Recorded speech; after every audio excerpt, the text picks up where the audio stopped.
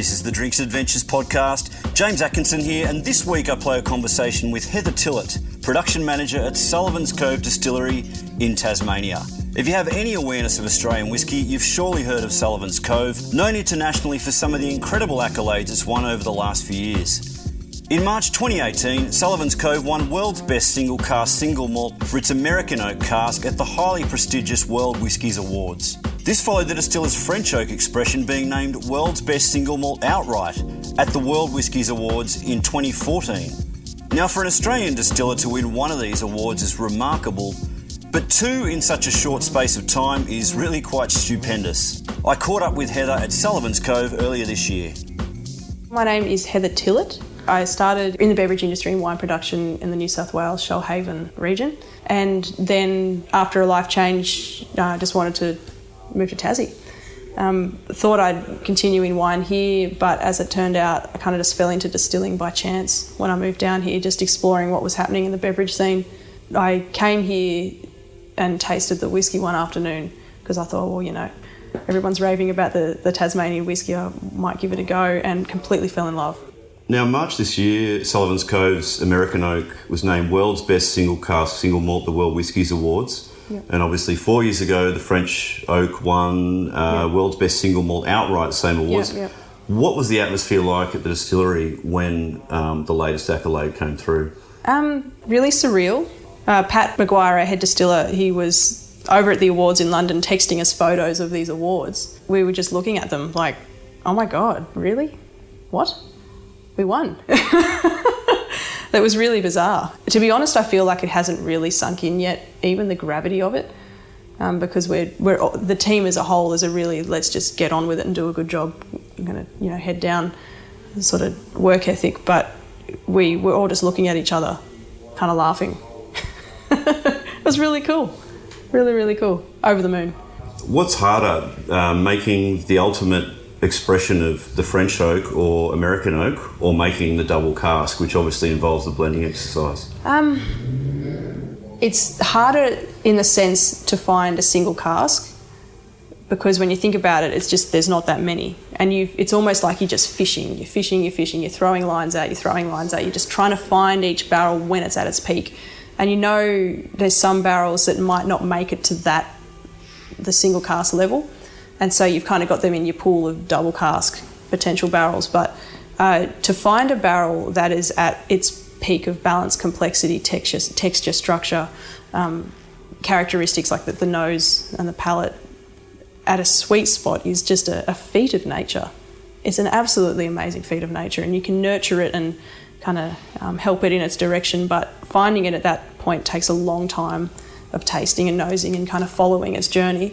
So that's really hard in one sense, but in the blending exercise is really time consuming and bizarrely mentally exhausting when you're using your nose and your palate in such an intense way. It takes a long time of tweaking and pulling bits and bobs from certain barrels together and matching barrels together. It's surprisingly exhausting. Every time I do it, it surprises me. The mental exercise that goes on just from using your nose so much. And so that's for the double cask? Yeah, for the double cask or for forthcoming blended of brandy, yeah. And what do you think is giving Sullivans Cove Whiskies the edge that have won these amazing accolades? Look, I really think it comes down to time in a barrel. We're using full-sized barrels and we're aging for quite substantial periods of time. We're looking at substantial age in the barrel, full-size casks. So I really think time is a huge, huge part of it. Also, we've got a pretty low intervention way of working with our spirit as well. So we're not chill filtering. That's a really big thing that you'll hear Sullivans talking about a lot. We don't chill filter. We leave a lot of those all of those haze forming particles that hold a lot of flavour and texture and aroma in the whiskey.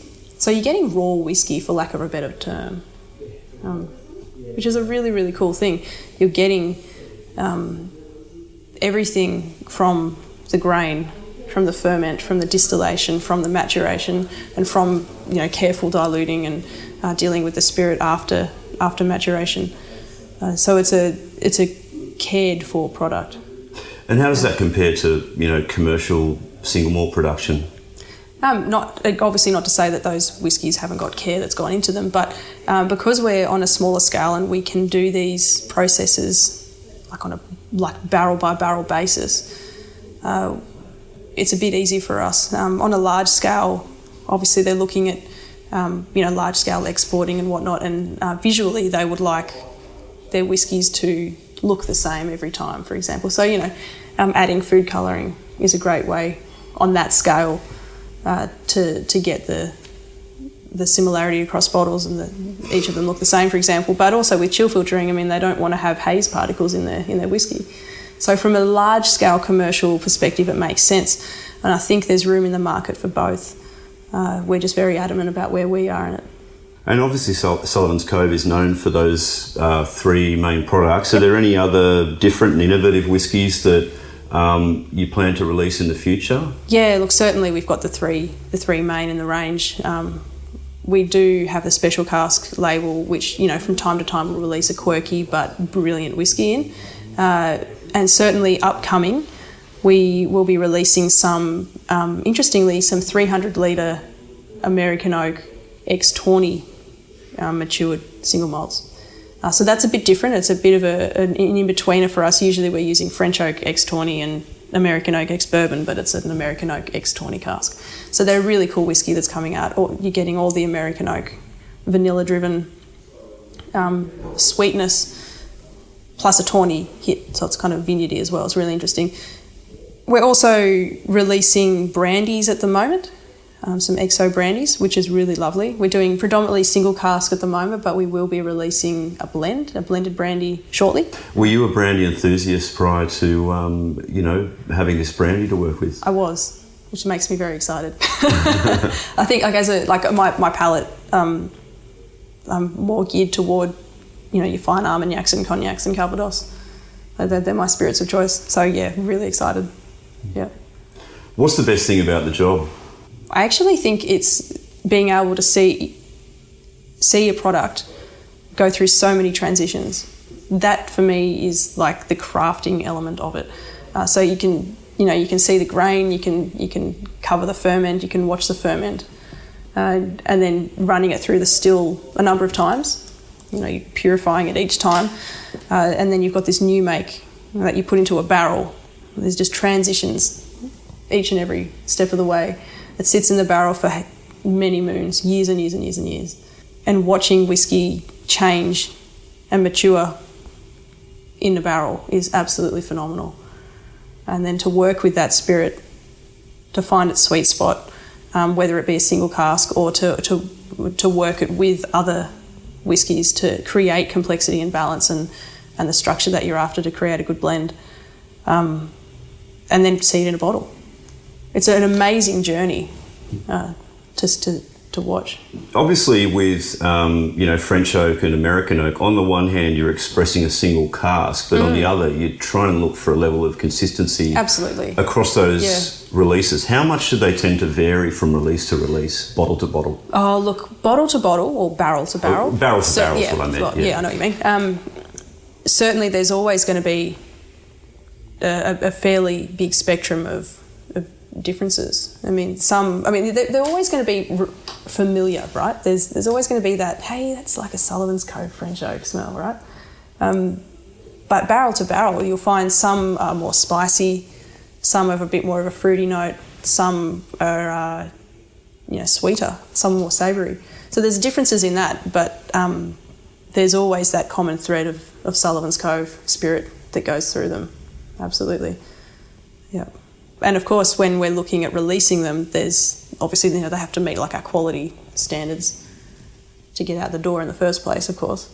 But yeah, there's certainly, think of them as people. They're it's like a family, they're all related, so they're all similar, but they're all really quirky and different too. Given the demand for Sullivans Cove whisky, has there been quite a big focus on trying to put more whisky down so that hopefully at some point in the future it'll be a little bit more available? Because I understand that right now, each time a new cask gets released, it pretty much just gets sold right away. Most certainly does. Yes, demand is massive, but that's okay. I mean, we're certainly not going to start releasing whiskey when it's not ready. It's just not something we're going to do. It defeats the purpose, really. We're in a bit of a drought at the moment. That's going to continue for a bit. That's okay. But certainly we are putting down more now, yes. So we have a fairly intense production schedule now. Of course, that, to see the fruit of that, we're going to have to wait at least a decade. But yeah, that's the nature of the game, nature of the industry. You're thinking in the past and in the future all at once, and on a couple of decades either way. It's a really bizarre thing. How do you think Sullivans Cove fits into the world whisky scene stylistically? I guess the way I see it, and this is probably coming just from like a production kind of point of view, is that our setup, we've got a really bizarre still for single malt. First of all, it's a still that stylistically is like, cognac. Like we're running a Charente Alembic still, which is like, to look at, you'd be like, hey, that's what they make cognac with. It's not your classic single malt still. So we get because of that, we've got a worm tub condenser, which is a really old school, rustic way of condensing your new make, which gives you a rustic kind of barnyardy spirit. It's meatier. There's more sulphur that comes through, for example. So you get a very intense new make. There's not that many distilleries out there that have still got this type of condenser. A lot of them are, more efficient, shell and tube or shotgun kind of condensers.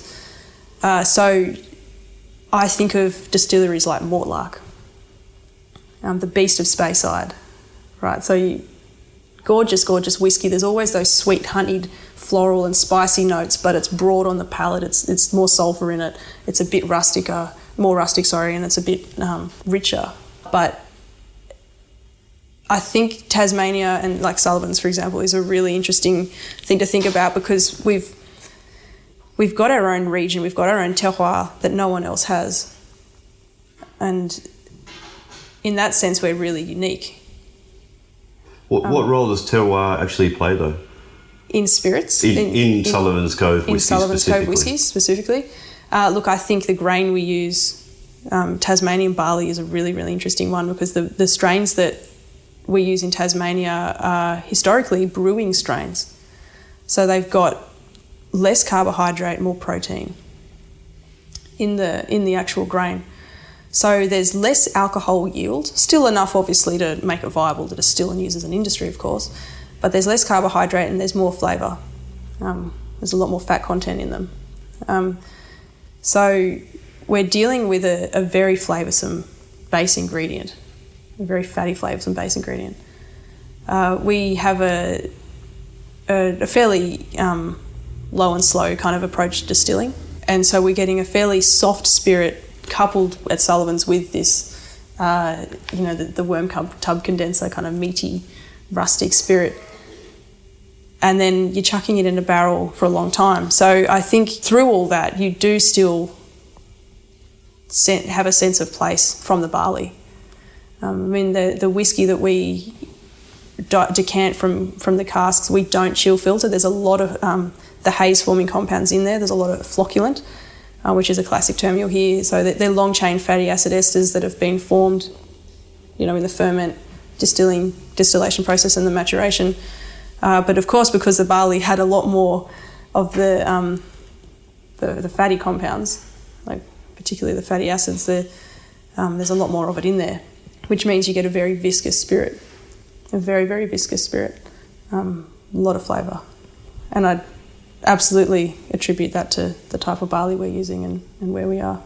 We tried a whiskey earlier on that was the French white wine casks. Yeah, right, yeah. What's that series of releases, and are there likely to be more in that series? Certainly. So we've got some other barrels of that type down. We're not sure exactly how we're going to release them at this stage. I mean, the label that we've released this one under is a special cask label, and so it's it's for quirky barrels that don't really fit in our main range, but it's not just because they're quirky, right? They've got to be crackers. Like just something that absolute standouts. Really, really cool. So that's where this one has come in for this particular barrel. We do have others of that type, and we're open to playing with them. And I think one of the things we're adamant about is letting the barrel tell us how to release it, not try to pigeonhole it into something that we want it to be. So what are you most enjoying drinking outside of Sullivans Cove at the moment? Fine cognac, going through a phase. But certainly I've been actually exploring my own backyard a bit more. See, I'll always go to cognac, right? Cognac and Armagnac, but exploring Tasmanian Pinot a bit more lately and really enjoying it. There's some really cool stuff happening around Tassie. Can you see yourself working in the wine industry again, or has whiskey got you now? I think so at some stage, later on down the track, but, I don't think I ever want to be without a still. Yeah, I think whiskey got me. Listening to you describing some of the aromatics of some of the whiskies we tried earlier, it's very obvious how talented you are at nosing. What sort of work have you actually put into that, or is that just something you were naturally gifted in? I don't know. I guess sometimes, I guess I've got a fairly sensitive palate anyway. But I've certainly put a lot of work into just developing that in my own time. And a lot of the time that just looks like, obviously, nosing and tasting a lot of wine, various spirits, various beverages, but also not just beverages. But I think a lot of it just comes down to a way of thinking about the world. You walk outside every morning and instead of just being like, oh yeah, it's a nice day, actually stopping and being quiet and smelling and thinking about what you can smell. Just being mindful about what's happening in your senses, really. What are you feeling, smelling, tasting, hearing? So sometimes I might go buy a packet of lollies or whatever and just think on it. Taste them all, smell them all, think on it. Go to the Botanic Gardens, have a rose day, or have a vegetable patch day, or a leaf day, or go to a coffee cupping, or go to a tea emporium or something, and just expand the palate, not just in beverages, but in general. Yeah, go to a spice shop. That's my favourite. Red jelly beans, one of the tasting notes that you came up with earlier on. Yeah, the red jelly Cookie dough beans. is another one. Cookie dough, that's correct. Yep. It's pretty funny sometimes the things that your brain comes up with when you put that much effort into thinking all the time about what you're smelling. It scares me sometimes. Like I had one earlier when you were like, what the hell? I was like, it smells like the sand on a hot day at the beach. Like I think sometimes maybe I've gone too far. All right, well, Heather, been a fascinating chat. Thanks so much for your time. We'll leave it there. Pleasure. Thank you. It's that time of the program where I ask for your help as listeners of the Drinks Adventures podcast. Please take a moment to drop the show an honest review on iTunes or Stitcher. It's great hearing your feedback and will hopefully let other podcast listeners know that this show is worth checking out. You can find all other shows, show notes, transcripts and many helpful links on the podcast website, drinksadventures.com.au, and you can email me at hello@drinksadventures.com.au. I'll see you again next week.